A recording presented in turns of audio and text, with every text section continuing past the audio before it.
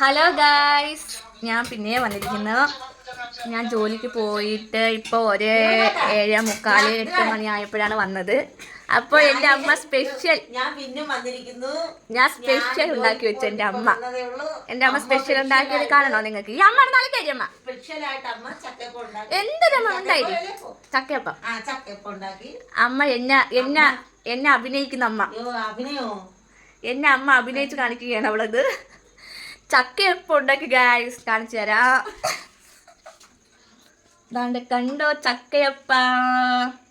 അതിൽ ഞാനിപ്പോൾ ഒരെണ്ണം എടുത്ത് തൊലിച്ച് ഇവിടെ കൊണ്ട് വെച്ച്. അപ്പം ഞാൻ അതല്ലാതെ നിങ്ങളെ കാണിച്ചാണ്. അത് ദാണ്ടേ ചക്കയപ്പം കണ്ട ചക്കയപ്പം. ഇതാണ് ചക്കയപ്പം. അപ്പം കണ്ട ചക്കയപ്പം. ഇതിൽ അമ്മ ചക്കയും മാവും തേങ്ങയും എല്ലാം കൂടി ഞെടുവി ഉണ്ടാക്കിയ ചക്കയപ്പമാണിത്. എൻ്റെ പല്ലിലെ കമ്പി ഇതിനകത്ത് കുടുങ്ങും. അതാണ് മെയിനായിട്ടുള്ളൊരു കാര്യം. ചവയ്ക്കാനും പറ്റൂല.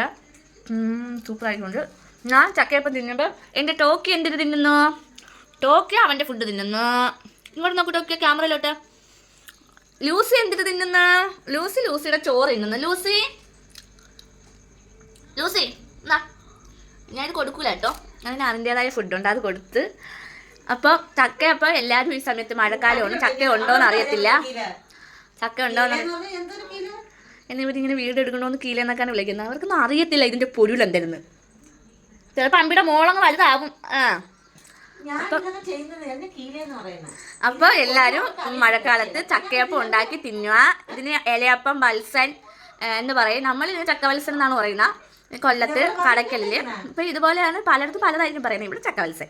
അപ്പോൾ എല്ലാവരും ഉണ്ടാക്കി തിന്നുക. Bye bye, good night.